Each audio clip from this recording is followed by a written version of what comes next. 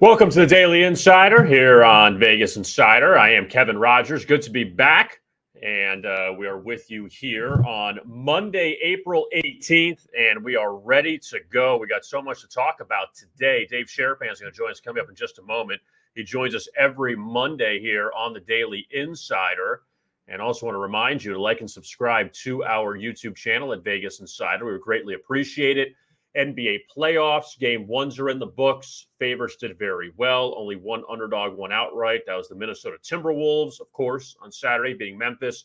But baseball, we already have a game underway in Boston between the Red Sox and the Twins. USFL is underway. NHL favorites are dominating. So let's just get right to it. If he's our man, we call him Dave Sharapan.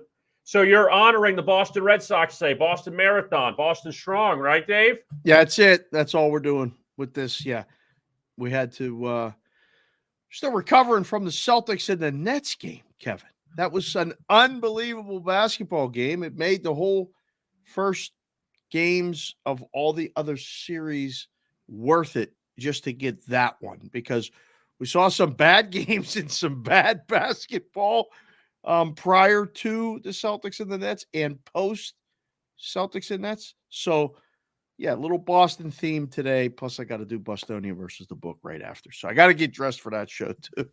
Let's start with that then. Let's start with the Celtics and the Nets. And You had a quality game. You knew a lot of eyes would be on this because Brooklyn's supposed to win the NBA championship, even though they're the 7th seed. They've gone back and forth, Dave, since Durant and Kyrie have been healthy. Because remember, the first few matchups between these teams, those guys weren't healthy. They were blowouts on Boston's side. The last game they played at TD Garden, Jason Tatum went off. Back and forth game, Celtics won.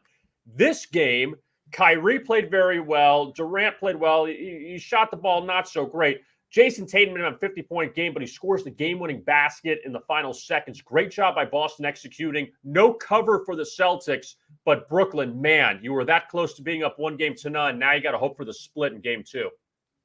Yeah, I think so. I mean, did you take away – my takeaway one was this is going to be a hell of a series, back and forth.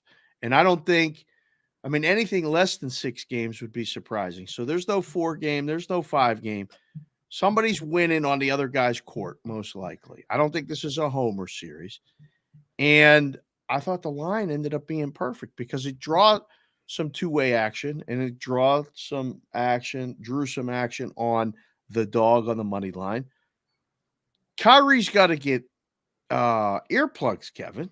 Like, if he's going to listen to all this and shoot people the bird in the middle of possessions and he's taking a ball out the sideline, tapping his head, giving him a little bit of double bird behind it, like, what did he think was going to happen? There can't be any surprise. So this is going to be the most fun series. I knew this was going to be the case. I hope people did as well.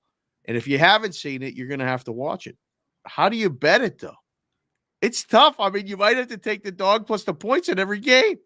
But you know what, though? On the Kyrie situation, Dave, is this just Celtic fans being bitter with Kyrie because he didn't take him to the promised land? This isn't just you being upset at an opponent. This is more personal because he was a Celtic. Game 7, they lost to the Cavs and LeBron in the Eastern Conference Finals, and then it all kind of fell apart. But is that what it is? It's just more personal because he was with the Celtics? Oh, it's more personal because Kyrie made it more personal when he left. And then when he came back and, you know, he told everybody about it when he was in Brooklyn now, and like he walked off that time, he stepped on the floor at a certain time. Kyrie knows what he's doing. I give the guy credit. I mean, he fans the Flames. If he didn't say anything and just let it go, it'd be over. I mean, the sports fans move on. This has now become personal. And he's going to get chirped every second of every game that he's there. Best thing you can do is in that situation is win. I mean, this goes back to me going to the games as a kid in Pittsburgh for a lot of the hockey games. When I think it was Rod Langway or something, they used to touch the puck. Oh no, it was Larry Murphy when he went to Washington. They would just go, like every time he touched the puck. It was deafening. And when you could see that it bothered them, they did it more. You've been at hockey games. When they start chanting the goalie's name and a goalie reacts, they say it for a whole first period. So I love it. It just gives me that feel like you care. It's fun to see the players care. It's fun to see the fans care, because when you're watching at home, let alone if you have a bet on it or not, you care. So I love it, man. The playoffs are a different level for me for everything. Tom Barrasso. Oh, the best. It was the best. Exactly. All that stuff. All of that stuff comes back. And like, you have new markets with new teams. They don't even know what they're doing. They cheer when there's icing. Like, you don't have that. All of those historic getting out of the divisions that we know about back east. I chanted 1940 at a Penguins Rangers game for a period and a half. The Penguins had a 4-0 lead halfway through the second period, and we were sending them home, and somebody started it, and we chanted 1940 for the second period and the entire third. I'll never forget it. It's stuff like that that makes sports great. Now, stay in the NBA playoffs for a second, Dave.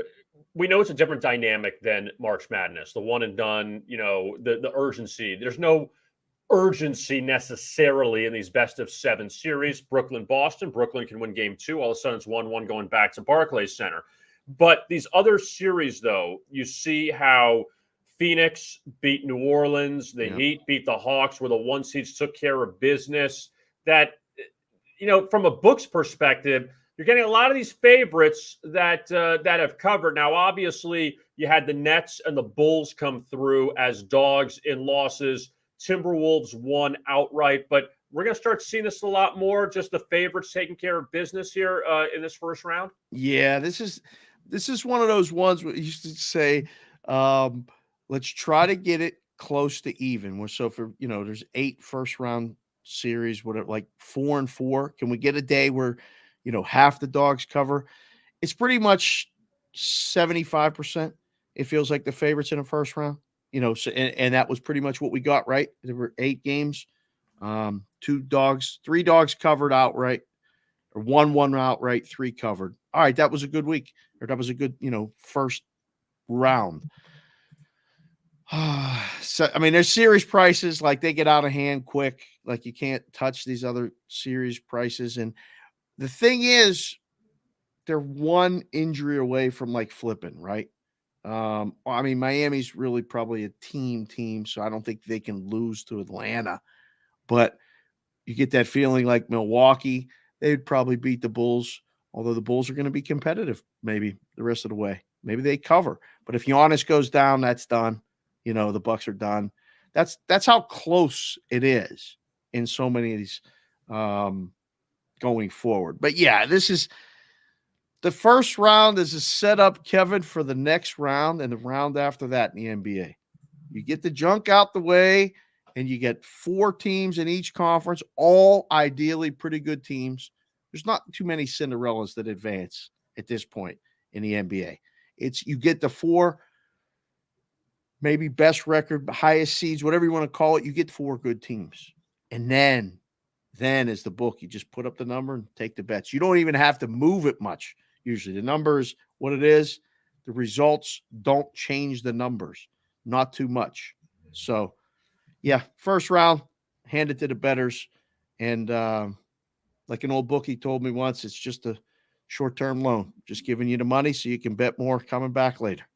Because years ago, Dave, it was that zigzag theory that was very popular. Mm-hmm. Back the favorite, back whoever in game 1, and then it's going to go the opposite way in game 2 and back and forth. I feel like that's kind of gone down. That's not what it used to be. It's not as strong, right?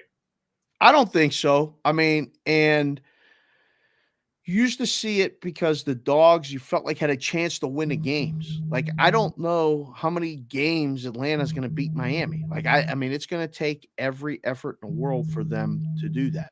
So I don't know. I'm not saying that the zigzag theory is out, because it's a good way to look at this. Like, my first thought was after the Celtics and Nets, the Nets are going to win game 2. I mean, that's the way you think in the book, right? Like you go, okay, that was, I mean, that literally was a buzzer beater. and got them. But my first thought was, the Nets are going to win game 2. They're going to go back. Do you make them slight favorites in the series then if they go back? I never had that thought and won't probably have that thought with Atlanta, Miami, with Milwaukee, Chicago, Dallas, Utah. If Luka don't come back, can Dallas actually beat Utah? I mean, there's 3 series there, and then Pelicans, Suns. That's a sweep. I mean, that you're earning interest on your money when you lay that series price with the Suns. You're going to give it back in a week and a half, and you're going to make a certain percentage. But the Pelicans aren't beating the Suns. They can play 1,000 times. They're not beating the Suns. Now, looking at tonight's games, Dave, let's start with that Jazz Mavericks. Man, Luka's got to be the MVP because that Dallas team is not good without him. Man, so frustrating. No, they're not. You want to talk about ugly basketball? I mean, the total's 206.5 tonight. Is that what it is? 205. It was 215 going into game 1 before the Luka injury, then dropped to like 209, and it wasn't even close. Not even close. So, as the book, how low do you make it? Like, well, if you watch the game, I think you make it 200. You can't make it low enough. Ugly basketball. And this is the sandwich game on a day like today. I think this will be the least handle game on a day like today. I think this will be the least handle series.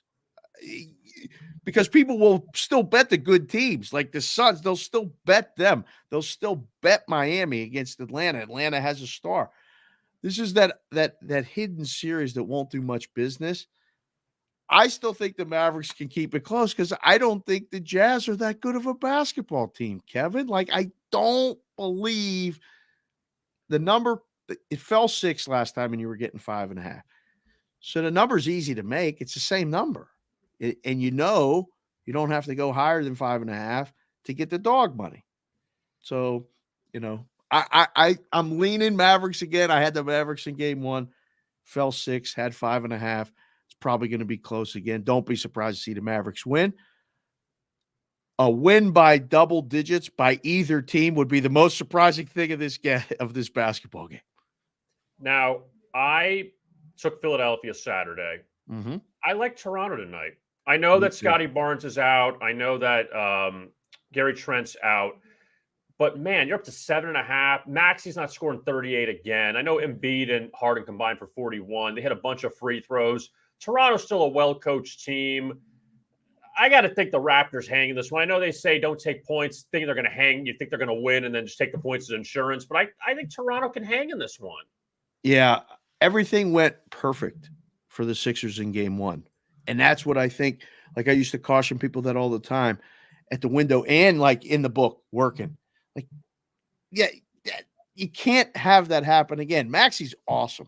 And, I gotta shout out my guy Newbie, who I do the podcast with, Cash Considerations and stuff.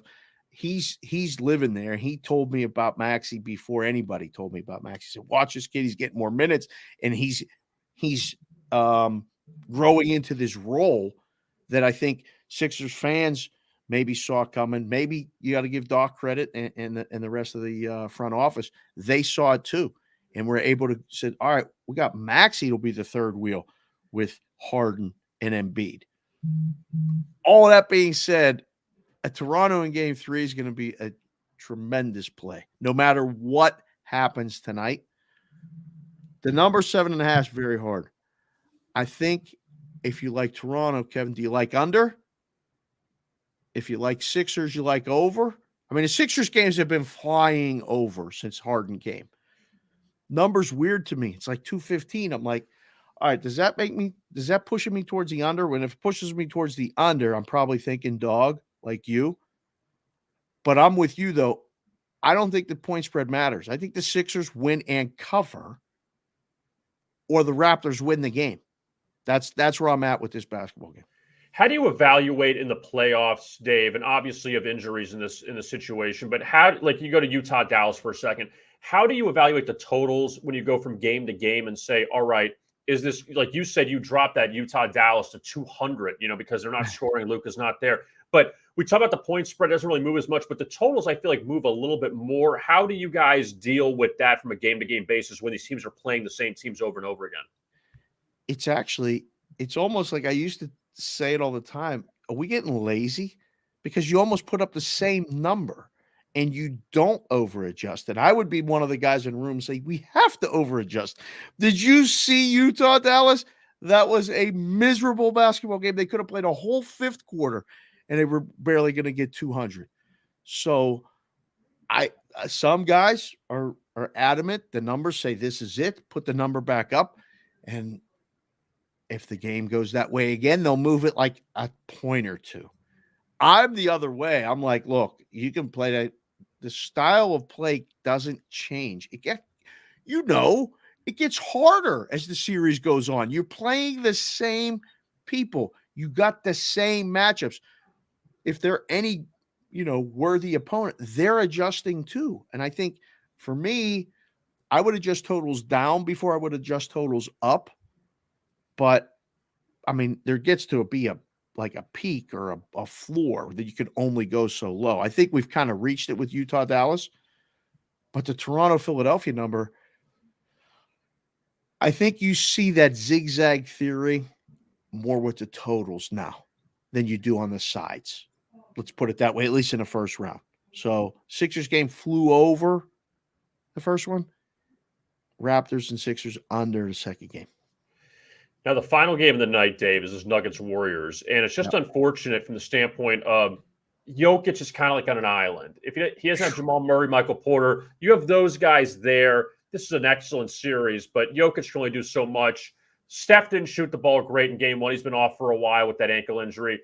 But what do you think about this Golden State team moving forward? If Steph just gets right and gets back into the rhythm, do you see them going to the finals?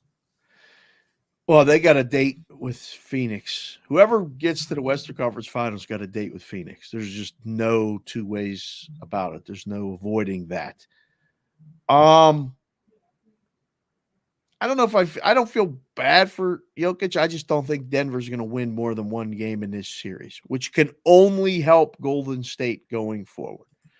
I think we're seeing. Is this how a dynasty ends, or are they able to continue this like rebirth or second coming of with Steph back and Clay back from the injury? And I don't know yet. I'm not ready to make a decision either way. I just know how much fun they are to watch. And when Jordan Poole is playing the way he's playing, like they are reinventing themselves. So, I mean, I don't want to sound biased, but I'd be okay with watching Golden State play Phoenix for a 7-game series to then see who's going to play the Eastern Conference guy. I'm okay with it. I love watching them play. 7's the perfect number, though. This is you actually will get bets on Denver at 7. You don't have to go much higher. Anytime you want to go get the dog money, just go to 7.5 or 8, and the bad guys will play it. 221.5, 222.5 for this game. This is on Denver to not score. Right. I think, right? How does this one play out? To the under in a Warriors game? What? Not what we're used to. You think they go run and gun, but that's now okay. I need your honest opinion on this one, just between you and I, okay? Yep. No one else is listening. Nope. How in the world, I know you're not an odds maker anymore. How in the world do you make numbers in this USFL? How do you do that? You don't know these teams. Like, how do you do that? You're just guessing, right? Of course. You make the line 3 and 42. That's where you start. I mean, some guys like to make it a little bit higher. I mean, you come up with what can the score be? I mean, the key numbers in football are the key numbers, no matter who's playing. So is it 51? Is it 47? Is it 43? I mean, what are the possible final scores? 28-24, that's 52. Okay.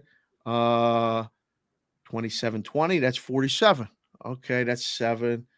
24-21, that's 45. I mean, you just come around with the numbers and you put it up and let the market tell you. And yes, I listen, am I allowed to swear? Can I say nobody knows?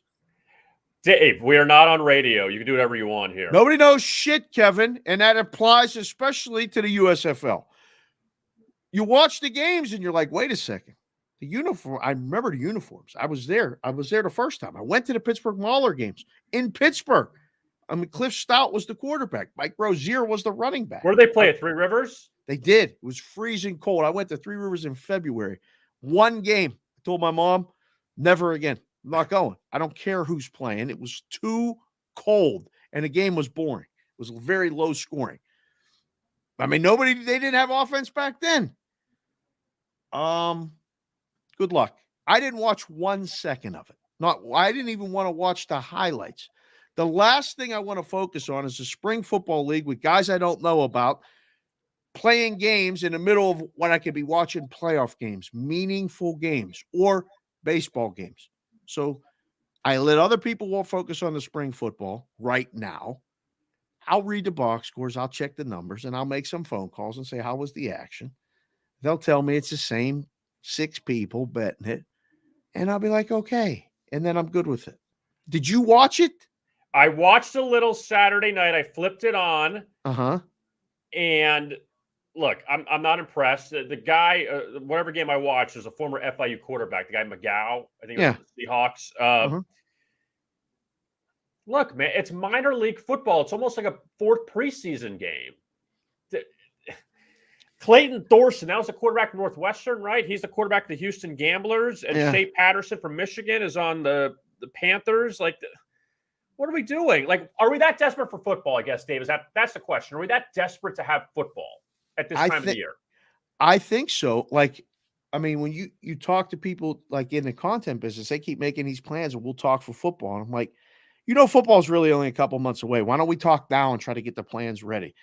But I think we've kind of fallen into that trap that, football's the best and football is all the handle and football is this, because the games are on the weekends and they are captive audience and they're only once a week, which for a betting opportunity, I think, yes, you may be able to get a better number pregame, but at the same time, it's one opportunity. If you get a fumble, tip, pass, turnover, and everything can flip a whole game, then what do you do? Like the basketball, the baseball, the hockey. I didn't even get to the hockey yet, but like it's every day. And you can, get a new opportunity as good as when you make a bad bet, you can get a good opportunity and keep riding it. Just like if you'd have done this weekend and bet the favorites in hockey, you wouldn't have to worry about any spring football. So I don't know. I think you're asking a very good question. And I don't know. Like, I don't know if I'm getting old. I'll watch it if nothing else is on. But I'd rather watch my cousin Vinny for the 123rd time than watch the Gamblers and the Stallions play a meaningless game in Birmingham. Just me.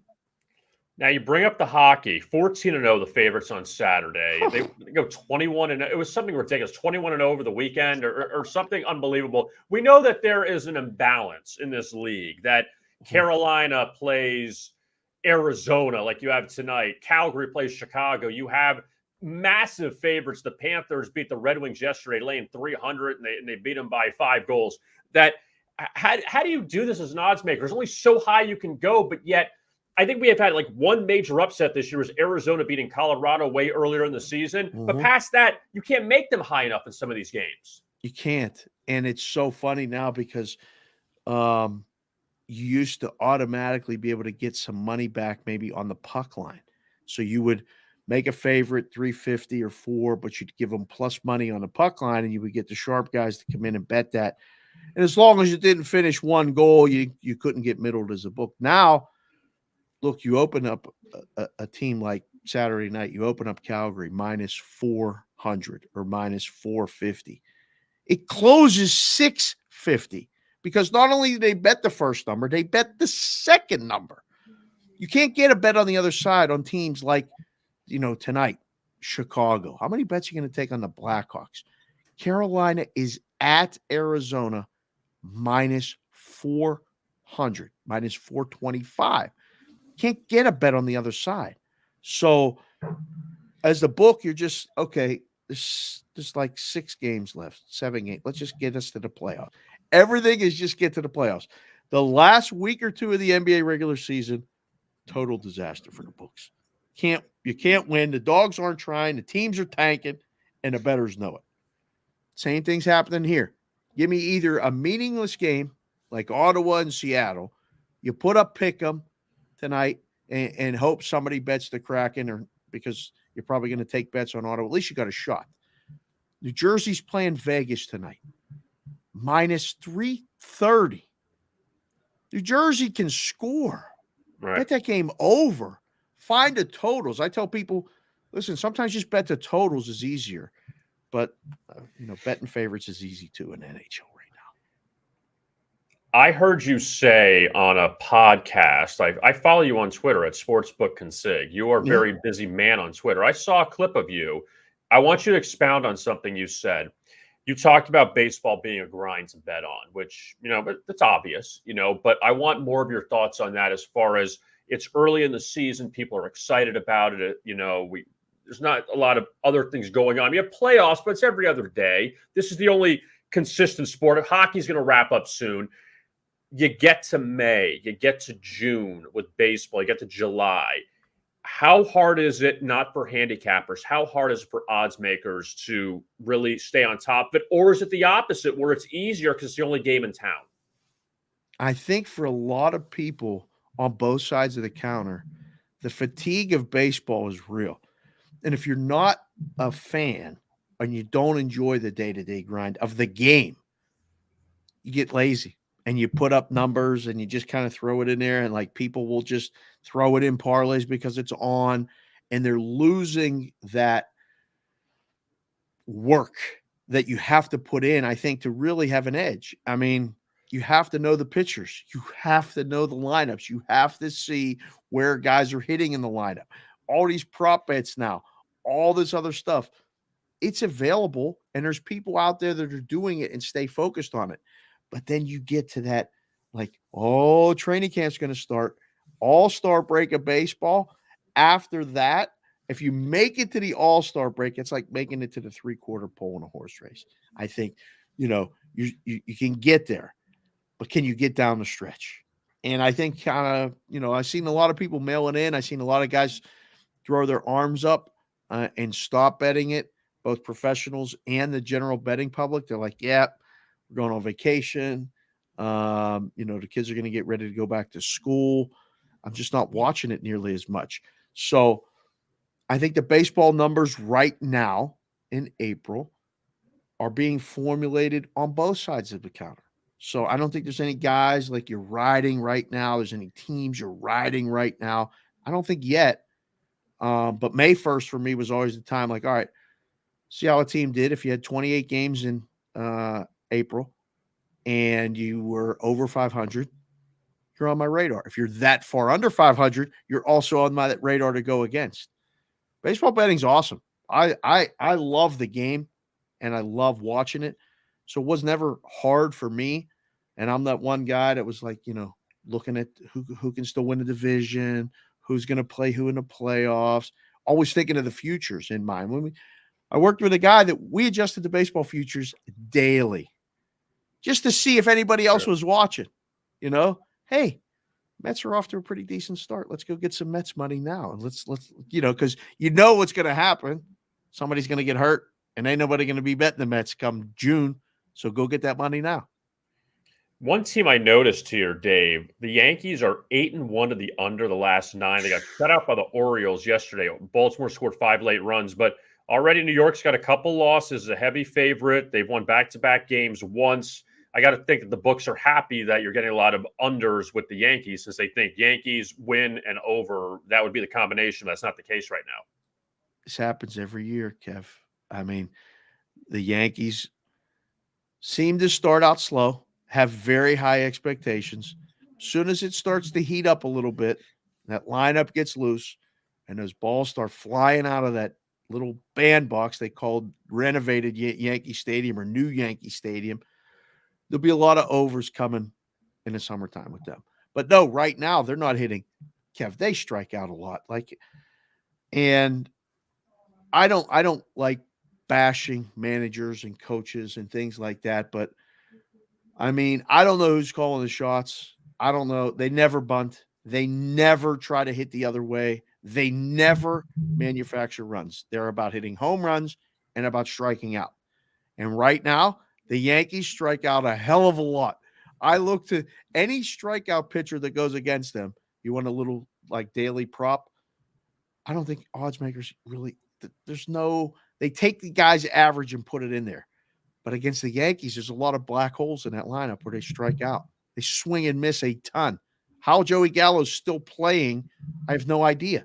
I mean, a guy's hitting like 160 or something in the lineup.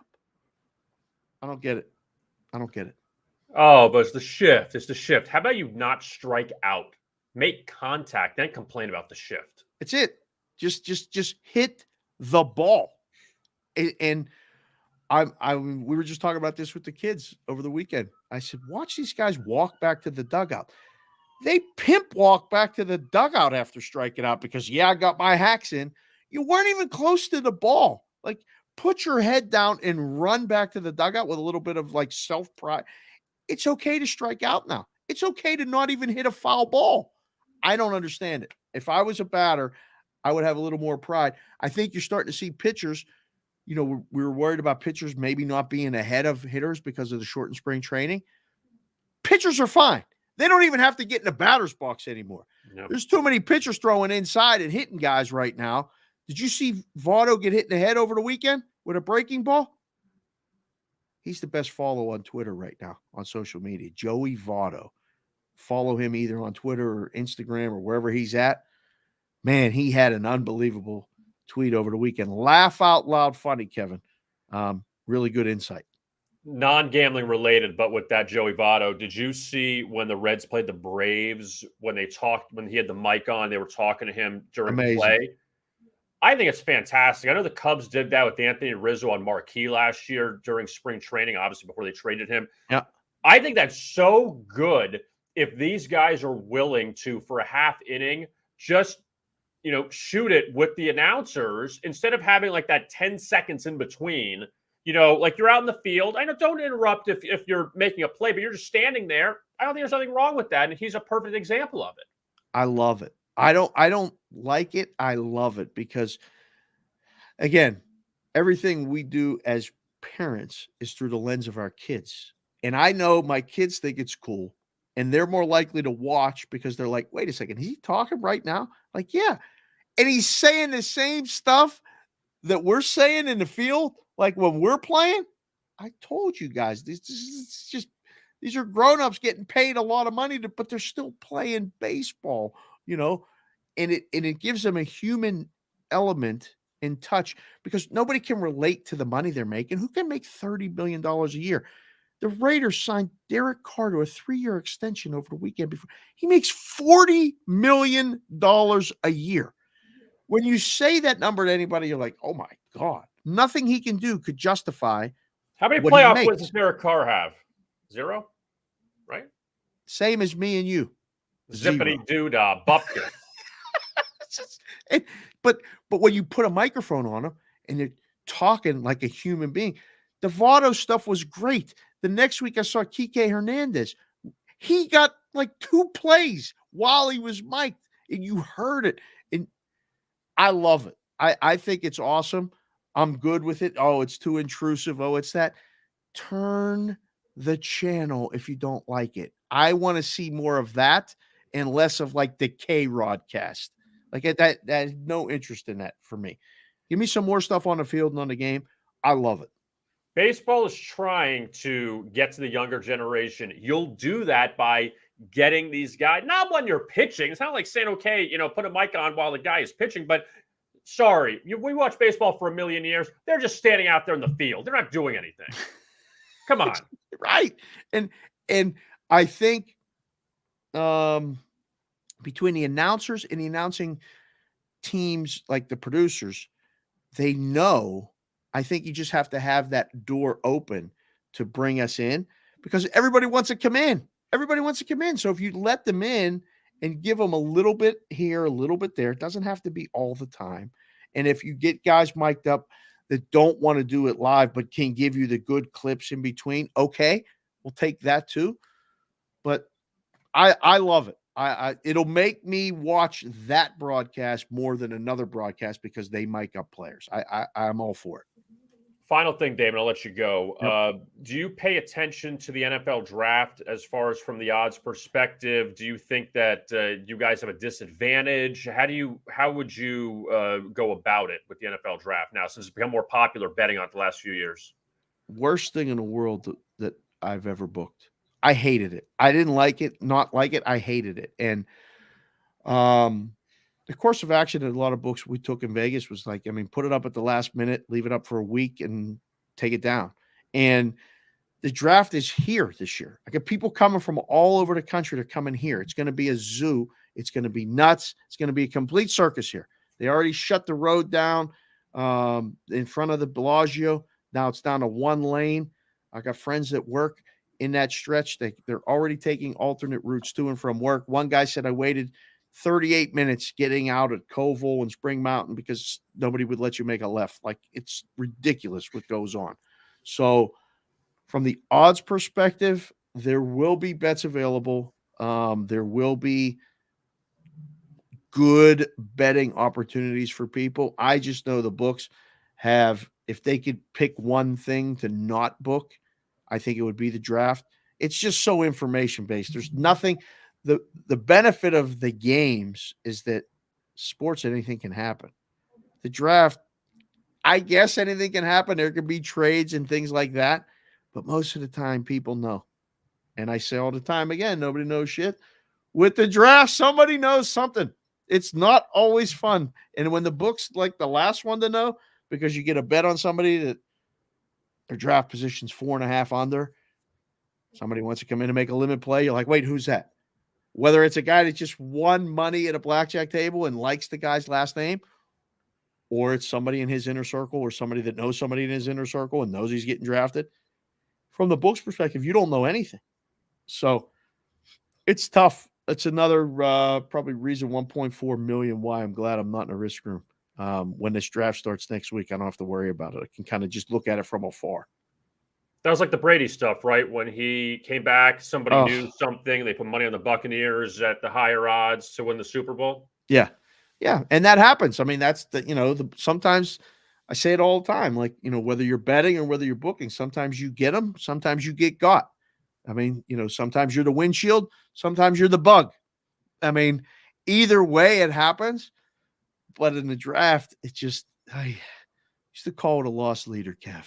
They used to just go, listen, just don't lose too much. We got to put up all these markets, really keep it tight, really overmove them. See if you can get the plus side back on when they lay in that minus 380 on something. Just go get some dog money because they bet the first number, the second number, and the third number. And then draft night comes and the kid's grading it like, yep, we lost 8 times. Yep, we lost 7 times. Like, there's no one that goes, oh, hey, we won 24K. No, not on draft night. It's hard for the book. Dave Sharapan, you can find him on Twitter at Sportsbook Consig. Always enjoy talking to Dave. And Dave, we will talk to you again next Monday, and we'll have more NBA playoff updates, more baseball, and still the regular season NHL. We're not quite at the finish line, but next week is the final week of the regular season. So hopefully we'll know the matchups for the playoffs. Everyone's clinched in the East. West still has some spots open. So we'll see how that goes. We'll talk to you next week. Sounds good, man. Hopefully Vegas will be in and we'll have something to talk about out here. But everybody's talking about those Panthers, Kevin. Everybody's talking about those Panthers maybe making his Stanley Cup run. You're going to have to get all the gear, break the rats out from back in the day. We're going to have to get it all going again. They got a shot to win 60. They really do. They get the Islanders, who just got knocked out, Detroit again, Montreal, and Ottawa next week. They have a 3-game. They got 3 straight games against Tampa Bay, Toronto, and Boston. That's going to be their toughest competition the rest of the way. But the Panthers could wrap everything up by then. So who knows? Be awesome. I might have to call on you to get me a nice. You might have to take a couple pictures. Get me a nice hat. Can't find much Florida Panther stuff out here in Vegas. I'm just letting you know. You'll find it soon enough, believe me. Thank you, Dave. See you. I'll see you. There's Dave Sharapan right there. Always good talking to Dave. I always enjoy Dave. And Panthers playing well. They've won 10 straight, and they're getting closer to winning that Atlantic Division. We'll see. All 8 teams in the Eastern Conference have clinched spots. Capitals clinched last night. Islanders, who had a horrible start to the season, they just unfortunately not got hot late, just played better late, but they dug themselves such a big hole, they couldn't make it. So now we'll see who plays each other. We have to get the seedings figured out. The Metro's still up in the air with the Hurricanes and the Rangers. The Panthers could play the Capitals in the first round. We'll see if you get Tampa Bay, Toronto in the first round. We'll see who the Penguins play in the West. Calgary, Colorado, St. Louis. Those are the teams right now. Look to be the ones to beat. Edmonton's played well since they had their coaching change. But again, Vegas still up in the air. If they can get in if they can get into one of the wild card spots, they get New Jersey tonight at T-Mobile Arena. A lot of huge favorites again in the NHL this evening. 2 games in baseball already lopped off for tonight. White Sox and the White Sox and the Guardians. I want to say the Gladiators. I don't know why, but the White Sox and the Guardians. Indians was a lot easier, but White Sox and the Guardians, they're knocked off because of weather. It's like mid-30s in Cleveland. And considering the fact the Guardians just got swept by the Giants this past weekend, they probably could use a little break. Also, Diamondbacks and the Nationals, they are postponed in D.C. due to weather. So that's just what we need in mid-April. We need games in Cleveland and in Washington. I just don't get why they don't play more games either in the dome stadiums or out west. And then, in a sense, those teams, San Diego, LA, they'll just play a lot more road games later. Let's have San Diego, Arizona, LA, San Francisco, Seattle, Oakland, have all those teams playing a bunch of games at home early, and then all the Eastern teams that don't have domes, they can play more home games later on in the season. Just an opinion, but Manfred won't listen to me, I'm sure. But in Major League Baseball, Giants-Mets, key matchup tonight in New York. Mets a short favorite in that one. San Francisco 7-2, the Mets at 7-3. Also, you have an NLCS rematch between the Dodgers and the Braves. Atlanta split 4 with San Diego this past weekend. They lost 2-1 to the Padres last night. So the Braves get the Dodgers and Clayton Kershaw tonight. Kershaw's laying 200. Yanoa, who pitched really well for the Braves last year before breaking his hand by punching a bench, he gets the ball for Atlanta tonight. They're 5-6. Angels go to Houston to face the Astros. Astros been on the road a lot so far this season. No Mike Trout for the Angels. Angels remain in Texas. They just took 3 or 4 from the Rangers. Also, Rays still in Chicago to face the Cubs. And they beat the White Sox yesterday. Here's what's interesting. Kyle Hendricks was a home underdog in the opener against Milwaukee, beat them. Road favorite against the Pirates. Last start, lost, got lit up. Now he's back to a home dog against the Rays tonight. So you see if maybe you back Chicago again. Cubs coming off a win over Colorado. Phillies, a huge favorite at Colorado tonight against the Rockies. Rockies split 4 with the Cubs this past weekend. Rockies 6-3, Phillies at 4-6. They're struggling a bit, Philadelphia. So that's the look at some of the key games inside of Major League Baseball. And, of course, you got the big showdown in the USFL tonight. In case you're wondering, the Tampa Bay Bandits and the Pittsburgh Maulers in Birmingham. That's a makeup game from yesterday because of bad weather. Bandits a 6-point favorite over the Maulers. If you know anything about those teams, I'm going to call you out now and say you are a big liar because there's no way you know anything about these teams. Absolutely not. All right. Want to let you know about Sports Illustrated Sportsbook. sisportsbook.com. You could find them in the great state of Colorado. And if you can sign up now, get $300 in free bets, deposit with the promo code AFF300. Full terms and conditions apply. Again, for first deposit only, new players only, must be 21 years or older to play, and is only legal in the state of Colorado. So check them out now. For more information, go to sisportsbook.com. That is the Sports Illustrated Sportsbook. All right, Mike, thanks to Dave Sharapan for joining us. And we'll be back with you coming up tomorrow at noon Eastern.